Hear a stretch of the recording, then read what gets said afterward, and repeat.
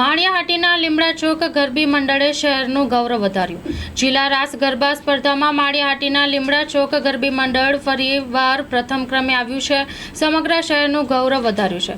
દર વર્ષે રાજ્ય સરકારના રમતગમત વિભાગ દ્વારા દરેક જિલ્લા સ્તરે અને બાદમાં વિજેતાઓ વચ્ચે રાજ્ય સ્તરે હરીફાઈ યોજવામાં આવે છે। ત્યારે ગઈકાલે જૂનાગઢ ખાતે રાસ ગરબા સ્પર્ધા યોજાઈ હતી।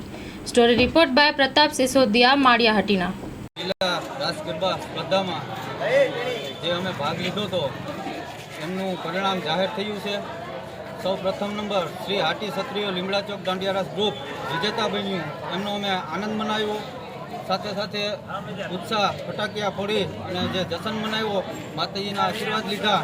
એ બદલ અમે સૌના વડીલોના આશીર્વાદ લીધા। સાથે રાજ્યના સ્ટેજ ઉપર આગળ અમે જવાના છીએ, જે આમંત્રણ મળશે તો અમે એમાં પણ વિજેતા બનીએ, માતાજીની પ્રાર્થના કરીએ કે અમે સૌ પ્રથમ નંબર લઈ આવીએ। માળિયાહાટીનાનું નહીં, જૂનાગઢ જિલ્લાનું ગૌરવ વધારીએ એવી આશા સાથે વાત